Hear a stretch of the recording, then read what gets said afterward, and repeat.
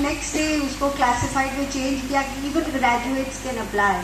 तो इस तरह मेरे पिताजी दून स्कूल जैसे विद्यालय में अपनी मेहनत से उन्होंने पढ़ाना शुरू किया और तब तक उनकी शादी हुई वहीं देहरादून से शहरबाला भट्ट से।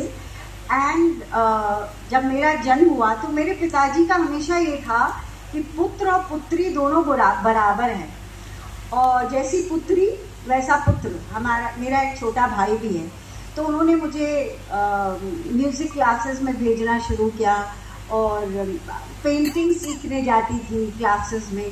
तो इस तरह से वो माहौल हमारे घर में, वो शेर का एक स्टैचू है, तो मेरे पापा हो सकता है, और पापा सुनाते भी थे और हम लोग बचपन में हंसते थे, कहाँ शेर देखा होगा इन्होंने। पापा सुनाते थे कि मैं सो रहा था तो सांप मेरे सामने आ गया था, जो वो भाग के, मतलब आई थिंक वो 11-12 साल के रहे होंगे, क्योंकि उनके गांव में किंवदंती थी या क्या था कि बच्चा अगर 7वीं से ज़्यादा पढ़ेगा तो शायद मर जाएगा, और पापा सबसे बड़े बेटे थे। लेकिन मेरे पापा एजुकेशन के बारे में, विद्या के बारे में इतने एंथुजियास्टिक थे कि उन्होंने, खेतीबाड़ी परिवार था, खेतीबाड़ी करते थे, तो वो भाग कर आ गए थे।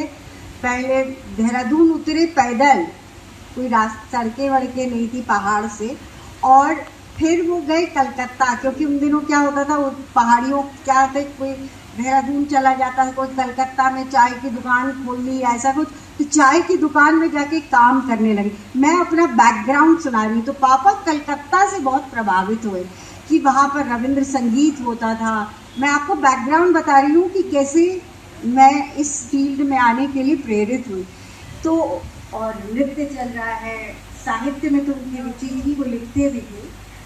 तो और हमारे जो घर में धीरे धीरे दून स्कूल, जो कि हमारे देश का one of the primary schools है, पब्लिक स्कूल्स, पहले तो वो वहाँ से राजा महाराजा और ग्रेट पॉलिटिशियंस, नेहरू के बेटे भी उधर ही पढ़े हैं, वो लोग ही पढ़ते थे। लेकिन अब तो जनरली अब सोसाइटी ओपन हो गई है। अब पहले तो सिर्फ हमारे यहाँ होता था Kashmir house, Oberoi house, Tata street, फिर धीरे धीरे अब पूंजीवादियों का भी, मतलब जो समय आ गया तो अमीरों के भी बच्चे पढ़ने लगे।